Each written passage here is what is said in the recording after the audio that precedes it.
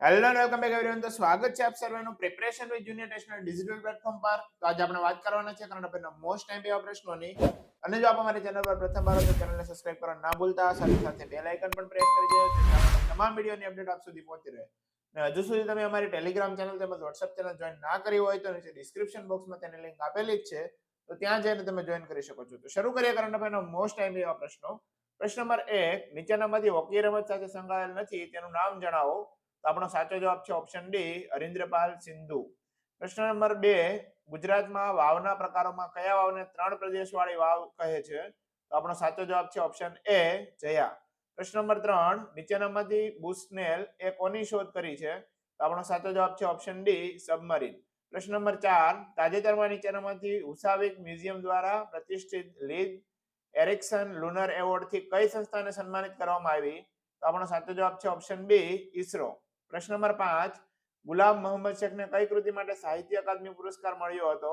તો આપણો સાચો જવાબ છે ઓપ્શન એ, ઘેર જતા. પ્રશ્ન નંબર 6, નીચેનામાંથી ભારત અને રશિયા વચ્ચે કયું દ્વિપક્ષીય યુદ્ધાભ્યાસ કરવામાં આવે છે? તો આપણો સાચો જવાબ છે ઓપ્શન એ, ઇન્દ્રા. પ્રશ્ન નંબર 7, કઈ મિસાઇલ સિસ્ટમનો ઉપયોગ કરીને ભારત 4 લક્ષ્યાંકો પર પ્રહાર કરનાર પ્રથમ દેશ બન્યો છે? તો આપણો સાચો જવાબ છે ઓપ્શન બી, આકાશ. પ્રશ્ન નંબર 8, નીચેનામાંથી ગુજરાતમાં કઈ જગ્યાએ ચૌમુખી વાવ આવેલી છે? તો આપણો સાચો જવાબ છે ઓપ્શન બી, ચોટીલા, સુરેન્દ્રનગર. પ્રશ્ન નંબર 9, નીચેનામાંથી આકાશ મિસાઇલ સિસ્ટમની રેન્જ કેટલી છે? તો આપણો સાચો જવાબ છે ઓપ્શન ડી, 25 કિલોમીટર. પ્રશ્ન નંબર 10, કયા રાજ્યના અસન ખાતે એન્ટાર્કટિકાનું સૌથી ઊંચું શિખર માઉન્ટ વિન્સેન્ટ સર કર્યું છે? તો આપણો સાચો જવાબ છે ઓપ્શન એ, કેરળ. પ્રશ્ન નંબર 11, નીચેનામાંથી નાસાએ કયા હાઇડ્રોજન સાયનાઇડ શોધ્યું છે?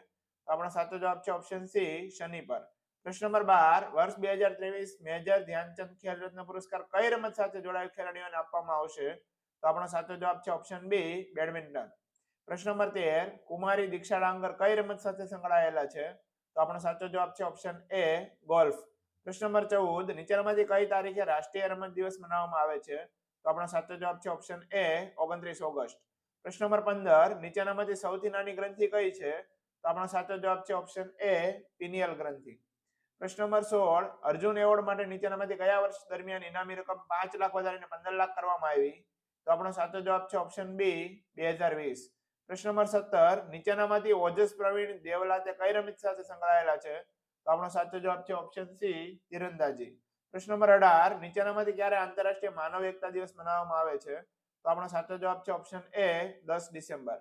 પ્રશ્ન નંબર 19, ભારતમાં ડોક્ટર હોમી જહાંગીર બાબાની અધ્યક્ષતામાં પરમાણુ ઉર્જા આયોગની સ્થાપના કયા વર્ષે કરવામાં આવી હતી? તો આપણો સાચો જવાબ છે ઓપ્શન બી, 1948. પ્રશ્ન નંબર 20, નીચેનામાંથી કયા રાજ્યમાં મોહિની અટ્ટમ નૃત્ય કરવામાં આવે છે? તો આપણો સાચો જવાબ છે ઓપ્શન એ, કેરળ. જો મિત્રો તમને અમારો વિડીયો પસંદ આવ્યો હોય તો લાઈક, શેર અને સબસ્ક્રાઇબ કરવાનું ના ભૂલતા. ફરીથી મળીશું આવા જ વિડીયો સાથે. ત્યાં સુધી જય હિન્દ, વંદે માતરમ.